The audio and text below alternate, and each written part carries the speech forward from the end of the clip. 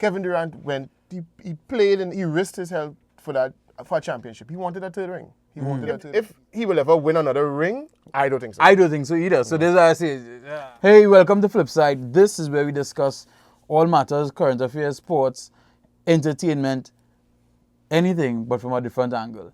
I am Nalo. This is Jude. Yeah? So today, we're discussing some of the big trades that happened in the NBA quite recently. After this.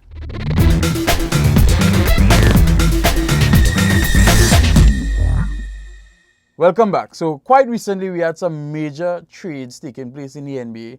Some people saying... trade and signings. Well, trades and signings. Some people saying that some of the players backstab their fans and backstab their teams and their organizations. Some people say they deserve it. I think one of the most controversial ones right now is the Kevin Durant situation.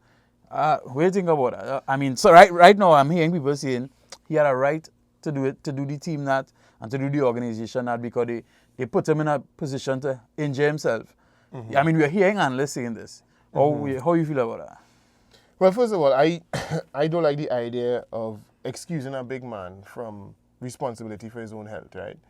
Kevin Durant went, he played and he risked his health for a championship. He wanted a third ring. He wanted a third ring. He's a basketball player. That's what he's played ball for. I mean, apart from money and things. You play for rings, you know what I mean? And he saw a ring in sight. He also saw a chance to play a hero role. Well, now I'm going to say, is it that he saw a ring inside or he saw a ring possibly coming out? You know, because remember by the time it was a 3-1 at that point. Yeah. You know, so is it that he's in our boy? Well, I think he felt confident that if he came back and was good enough, they would have won the ring. And I think he would say, or at least some of the people trying to say that he felt pressure to come back.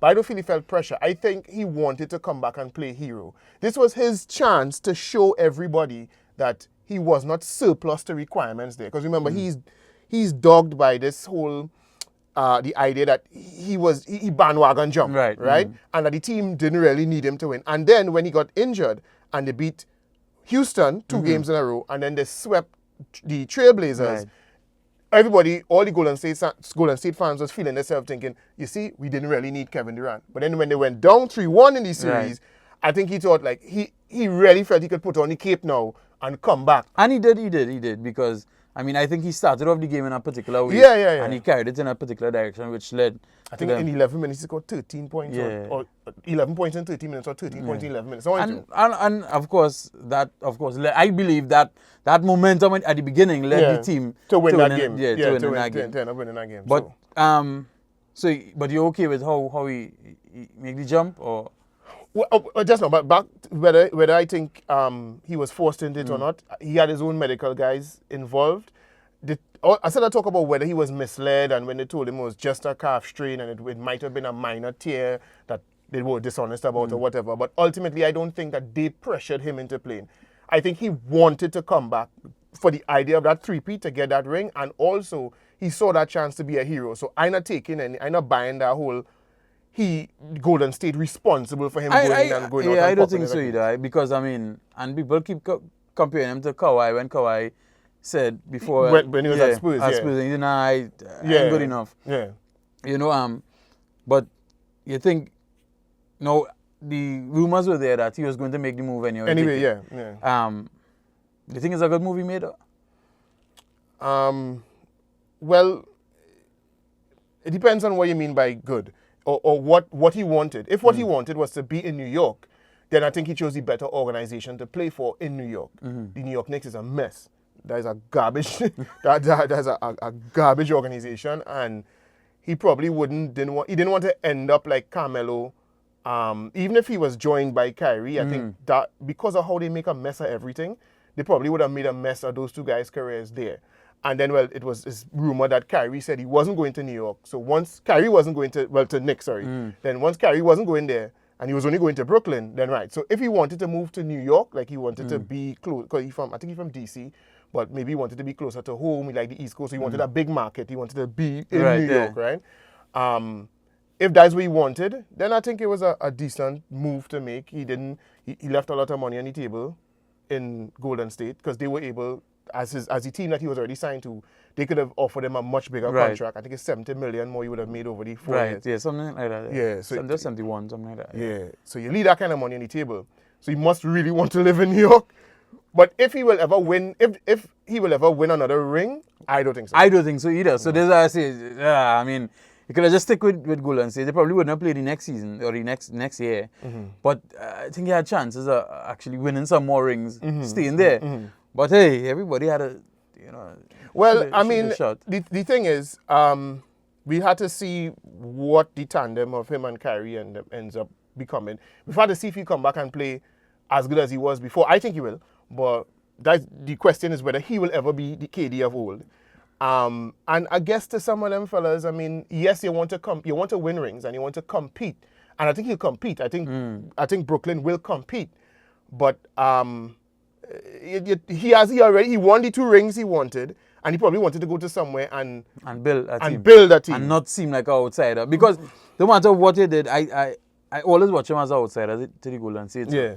But which leads me to the next point with Kyrie making the move that Kyrie made, because I don't know, when Kyrie built this team, I personally, I'm not a fan of the Raptors, but I think Kawhi? Kawhi, sorry. Yeah. Kawhi, because Kyrie, Kawhi. But I'm not a fan of the Raptors, but when Kawhi made the move, and I felt it for their fans, because their fans really believed in him. And I mean, I don't know if it was a matter of choice of money or the fans, but I don't know, building something, because he built something, he got a team. I think he built something. I think he taught something. He put that team on his back. I think I think a lot of the players show up. I mean, Built would have meant to me that he got there and helped the organization assemble things around him. I don't think he did. He went there because that's where the team traded him to. I don't think he ever wanted to go there. Nobody really felt that. Although Toronto used to win a lot of games in the Eastern Conference, I think they were the top seed in the Eastern Conference the year before. Nobody really thought that adding Kawhi would have made them champions. Nobody thought that. Right. And so he went there because he just was trying to buy another year, the last year of his contract. Right. He wanted to get out of San Antonio, and they didn't trade him to where he wanted to go, which was LA. So all right, you send me to Toronto, and I'll do my best. And while he was there, he did his best, and his best was able to, like I said, tote them guys to final. I wouldn't say so, because a lot of those guys still showed up on many of those nights. They show up. I mean, let me be real. He scored 60 points in them games. You understand what I'm saying? Yeah, I get that. And I mean, because at that point, I think we saw more from the guys coming on to the finals, but at a point where they were playing and they were mostly tossing everything to him and waited for him to make the moves. Right. Right. And that's what I say. He told to them in the finals. Yeah, I think the role players stepped up. I think that was more as a result of Golden State not having an adequate defense to deal with them, and because they were so big. They disrupted Golden State on the offensive end, and that affected the defense. But against the Bucks, it was Kawhi. Kawhi towed them past that side. He guarded Giannis. Not by himself. They did form a wall, but he was key in locking down Giannis, and then he was the top scorer, I think, in almost all them games. Against 76ers was the same thing. It was pass the ball to Kawhi and stand up. And because there was that guy named Van Vliet. Yeah. He was nowhere to be found up until near the finals. So, yeah, I think he told the side. I think going back again with the side for next year, I think you'd have been able to see more development from the side, because they would have played together for a longer period of time with him in it. I think no. I think the Toronto fans could hate him now, and they would be right to hate him. No, wouldn't hate him. I think they would be. They may be thankful, but now you basically do have a chance again. Eh? Well, you see, I think they knew he was kind of a 1-year rental, and they only really started to get real amped up about trying to keep him when they saw how deep they got in the playoffs. Because then they thought, oh, okay, well. You probably just came here for a year, but now you see how good the team is with you. Now you wouldn't want to leave. But I think he had his mind made up about going to LA. That's where he wanted to go. Right, that's where he was angling out of San Antonio to go.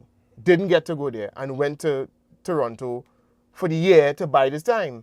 He got more out of the time there than he thought, but once the opportunity presented itself to go to LA. Do you think he'll win rings in LA? I think he could. I think Because that's a good sign. I mean, They're a monster side, you know. yeah, but I also think that I mean, on that side, I think things are gonna get tough. I think. US You and think, US? yeah, you think LeBron and them going and just let them run over them? Well, it's not a matter of let them run over them. What I think is a team that's good enough to win. It's definitely a team that's good. They have on defense. That would be Kawhi and Paul George are two of the best two-way players in the game. Paul George at a point in time was I might be first or second two-way player on offense and defense. And he and Kawhi are real good. Then you have Patrick Beverly, who's a pest. Who's a pest. And who else they have on our backcourt? Name skipping my brain now. But the point is they're gonna play some great defense. And they have Kawhi, who's essentially, I think, one of the closest things you see to Jordan in terms of the mentality. Okay. The mentality of I want to score, you not stopping me from scoring. Kawhi is a monster when it comes to that. So, yeah, they have a good team. They have a very, very good team with Lou Williams and Montrezl Harrell. They have a real good squad. Right. And back to Kyrie, as you were talking earlier on. Now, they're saying that it's possible that Kyrie could be a problem in a team. Well, remember, I'm a Boston fan, right? So, I am pissed at Kyrie Irving right now. Not because he left. Because I think he should leave. But I'm pissed at him because I think if you talk to any Boston fan, they'll say he came and ruined the team. Right. I don't think he ruined the team, but I think he has a complex in his brain where he felt that he could be the leader of a championship team. He got gassed from the last few years he played with LeBron and didn't realize how much he benefited from being next to LeBron. Right. And felt, oh, well, I could be the man on a team. And he's just not good enough to be that. And the way he plays ball, that ISO ball thing, it wasn't fitting with how Boston wanted to play. And instead of conforming to what Boston wanted, he tried to make everybody conform to him. So is he going to be toxic now when he has to play with KD? Well, I mean, you don't have to play KD now, so he could kind of run the team pretty well. Well, at least for a year. Yeah. But is this going to be toxic for KD now? Because KD is now coming off a team where the ball... No, he came off a team where they claim Westbrook was the ball hog, right? He was the ball hog. He was the ball hog, yeah. Right? Then he went to a team where, hey, them fellas willing to throw the ball to you. Them fellas willing to pass it off. Now you're going to a team where a man might be trying to be a star again and may not pass that ball to you. Yeah, that's true. People saying that the two of them came together. They talked about playing together before. So the thought process is they would have worked that out. Yeah. Right? Yeah. So, but that working it out in verbally is different from playing. And the same thing could happen that happened in Boston where, remember that last season, Kyrie Irving and Gordon Hayward went down. Right? Yeah. And the team prospered without them. And then everybody thought, well, once you add them to the mix now, it's over the top. But they added them to the mix and they were worse, right? Let's say Kyrie Irving gets a groove with the team without Kevin Durant. And then he comes in now and it could end up being the same situation like what happened in Boston. So, yeah, you're right. That is a possibility that they'll have to deal with. That's why I don't think they'll win. I don't think they'll win rings because I don't think Kevin Durant is as good as LeBron. Or ever will be, to be fair. So, what LeBron did that allowed Kyrie to shine, I don't think it's going to be the same dynamic. Right, yeah, I agree. Also, well, we saw they had a trade a while ago with D'Angelo Russell going to Golden State. Quite recently, he did an interview and he was saying that he thinks he's going to be a perfect match in the team. He's going to be a perfect player for the team. But then we're hearing rumors that Golden State saying, "Nah, boy, I think you should go somewhere else." Well, they're not saying that, by the way. They're not saying that they signed him to trade him. That's just the thought. Everybody thinks that's the thought process. That they can't really be serious about trying to work him into that squad. And they just really, they needed to get an asset because Kevin Durant was going to leave for free. Because of the rules of the NBA and the CBA, well, the CBA being the collective bargaining agreement, because of all it's real technical, I ain't going to get into that. But because of that, they could have done a deal with Brooklyn called a sign and trade, where they would get D'Angelo Russell as Kevin Durant was going over there, right? So the only way they would have been able to get an asset, a trading asset, as good as D'Angelo Russell, at least as the thought process, that the only way they could have done that would have been to do that deal to get him. So now that they have him, they have something that they could trade for something that they really want, which is somebody they feel they could fit in, or people they feel. No, but he thinks he's the perfect match. He thinks that there's possibly nobody else that will do a better job than him. Well, I mean, or is he just saying this because? Well, what else is he going to say? Remember, at the end of the day, nobody said that they took him to trade him. Right. Nobody said that. And the Golden State Warriors aren't coming out and saying, no, well, we don't have him in our plans at all. They're saying, yeah, we traded, we did the deal because we want him. While Clay is down, we need another offensive threat, blah, blah, blah, blah, blah. So he can't say, well, he can't, if Golden State not saying they're going to trade him, he obviously has to say. No, but I'm not saying they say they'll trade him. I just saying that, I mean, to come and say that, you think you're the perfect match in the team and you're going to fit in there perfectly. And then whether they trade you now or they trade you a while from now, I think you kind of look stupid for saying that. Kyrie Irving came and said he wanted to retire in Boston, and then months later he was talking about riding out. He stood up in front of a stadium full of people and said, I want to be here forever. Well, probably they'll say. People say everything. Teams say all kind of things. Teams say, yeah, we see him in our future for years and years, and then they trade him the next day. So he just talk and he talk. And I mean, again, we don't know how they'll, because the problem is they're saying he's not stretch 2 or stretch 3. He can't shoot very well from behind the arc. He's really a mid-range shooter, and he's operating off of pick and rolls, right? Which is not how Golden State they run pick and rolls, but it's not really their bread and butter. But I still think it's good to have somebody who could shoot, mid-range, that mid-range, because they don't really have people who shoot mid-range. Right, precisely, and they also would need somebody to tote the offense, because with Steph alone, remember the lost Iguodala, right? The lost Cousins. But I mean, I don't think there's a loss, but I mean. Well, but he did average 16 points a game. No, listen, as much as I understand that, but it was always a raffle, though. It was a raffle when Cousins said he caught. It was a raffle. It couldn't guarantee that he was going to score 10 points a game. You understand? Well, I mean, he averaged 16 points, which means that more often than not he scored 16. Right. 16 or more, right? So, and remember, you're trying to add up here. We need points because you don't have Klay Thompson and you have no other offensive threat on the court. At least Cousins was somebody that you need to pay attention to. And I mean, his 3-point shot wasn't as good last year as it was before. But he used to be a threat, or he's beginning to become a threat from 3. So if a guy that big would draw the big out to the perimeter, which will give you some room in the key. But without him there now, Kevon Looney is not an offensive threat. But about Cook, though? Quinn Cook gone. He gone too? Yeah, he gone. I think he gone to the Lakers. Yeah. Quinn Cook. So it's just not Lakers take everybody. They took Danny Green from Toronto. They took Danny Green too. Yeah, from Toronto. Yeah. So and DeMarcus Cousins. Right. Yeah. So I ain't no worried about Cousins at all. To be real honest. But you can confirm that. But I believe Quinn Cook going right? You definitely will check it. But wow, I mean. So is he at the list? But remember, Golden State need to clear cap space. They're trying to clear. I mean, Quinn Cook wouldn't have been a big ding on the cap space, but they kind of in a semi-rebuilding mode, which is why they'd want somebody like D'Angelo Russell, because he helps them to rebuild. Now, Klay Thompson and Steph Curry are going to be there for a long time because they have like 4 years or 5 years, and I think it's 5 years Klay Thompson just signed. So they'll be there for a while. So they can't just blow up the side. They can't do like how most teams do and just scrap it and rebuild from the bottom. So they have to. They need some trade and assets to rebuild, and I think that's where D'Angelo Russell came in, to have something to build around the team. And so they just shedding dead weight, and they had to let Iguodala go because they wanted cap space to sign to get somebody like D'Angelo Russell. So yeah. And before we close, of course, one of the biggest talking points it had for the year in basketball is Zion, and well then he going to Pelican.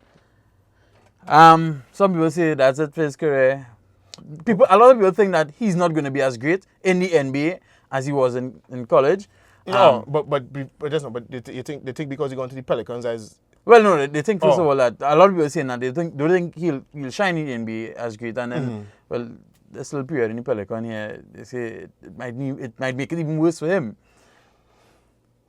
I don't see why at all. The Pelicans is a real talented team. No. The Pelicans has a lot of pretty good players, pretty good young players. I don't know if you saw the game in the summer league, the first game they played against the Knicks. Our team has some talent, you know. Yeah, but just say they play against Knicks. Well, okay. All right. But the point is, they are a very talented team. I don't believe that because they're a very young, talented team. I don't know if they'll make the playoffs this year, because the West is going to be real tough. Because a lot of teams improve. Dallas would be better next year because they have Porzingis healthy now, and Doncic. That combination will be crazy. Jazz got better, Clippers got better, LA got better. Yeah. So the Pelicans will have a tough time making the playoffs. But in 2-3 years, I have no doubt they will be making the playoffs. As for Zion and whether he'll be a big star in the NBA, I think the problem with him is he doesn't have enough facets to his game. Like, he kind of like Shaq, but he's but small in the sense that he's big, but he's short, you know, compared to Shaq, I mean. Right, yeah. Right? Shaq used to use his size and his athleticism to dominate. And when he came to the league, he had to kind of modify that. But he was still big enough to bully people in the league. Zion not going to be bullying people the way he was bullying people before. So he will have to have much more to his game than Shaq did, right? He can't just go and drop his shoulder. Well, and I guess why people say going to the Pelicans wouldn't help him is because I think you would need to be around the more seasoned players to teach him. On the court, if you're with young players, they may not be able to show you what you need to learn. Because, talent have a way with talent that you're a real great talent, but if it's not harnessed and treated properly, quickly. Yeah, well, that's where the coaches will come in. The coaches will come in for that. But, I mean, Brandon Ingram, Lonzo Ball, and they have all them picks that they got from the Lakers. Yeah. That's a pretty decent team, And, I mean, everybody questioning whether Brandon Ingram will end up panning out because of these blood clot situation he have. But if he does, he's like a baby KD. And if his game... And last year's game was coming along when LeBron got injured. So he could get better. Now there's no specter of LeBron James coming in and changing the way the team plays and making it tough for him. He'd be on a team where they'll let him play. I think the Pelicans could be a good side in three seasons. All right, so 2022? 2022, that could be a monster side. Well, we hold it to that. Yeah, I feel they will make the playoffs. May not be next season, but the season after that. They'll make the playoffs for sure. All right, cool. So keep it plugged. Gonna discuss some more sports. Next video, look out for it. Flip side, Naldo and Jude. Yeah? Out.